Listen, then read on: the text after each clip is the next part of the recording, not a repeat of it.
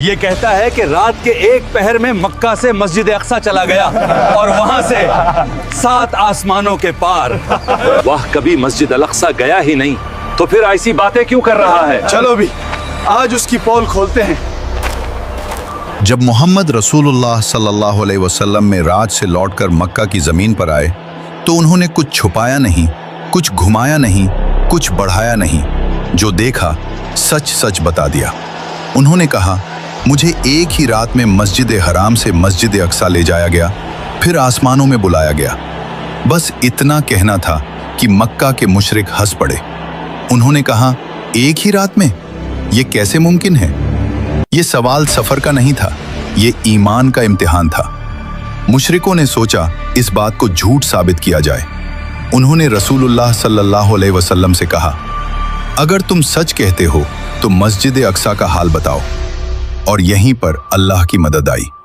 رسول اللہ صلی اللہ علیہ وسلم فرماتے ہیں، اللہ نے مسجد اقصی کو میری آنکھوں کے سامنے کر دیا۔ اور پھر رسول اللہ صلی اللہ علیہ وسلم فرماتے ہیں، اس کی ایک ایک نشانی بتاتے چلے گئے، دروازے، کھمبے، بناوٹ۔ یہ کوئی انومان نہیں تھا، یہ کوئی یادداشت کا کھیل نہیں تھا، یہ اللہ کی طرف سے ڈائریکٹ ایکسپوجر تھا۔ انسان آج ایک سکرین پر ہزاروں کلومیٹر دور کی جگہ لائیو دیکھ سکتا ہے، تو کریٹر آف سپیس ٹائم کے لیے اپنے رسول کے سامنے ایک جگہ پریزنٹ کر دینا کٹھن کیسے ہو سکتا ہے؟ یہ سائنس نہیں، سائنس سے اوپر کی بات ہے۔ سائیکالوجی کہتی ہے، جب بھروسہ مکمل ہو تو ڈر ختم ہو جاتا ہے اور پرسیپشن تیز ہو جاتی ہے۔ رسول اللہ گھبرائے نہیں تھے، ڈگمگائے نہیں تھے، وہ توکل کی حالت میں تھے، اور جہاں توکل ہوتا ہے وہاں مدد آتی ہے۔ فلسفی پوچھتی ہے، کیا حقیقت صرف وہی ہے جو ہماری اندریاں سمجھ سکیں؟ اس واقعے نے جواب دے دیا، حقیقت ہیومن لمٹ سے بڑی ہے۔ اور پھر مشرک ابو بکر رضی اللہ عنہ کے پاس پہنچے۔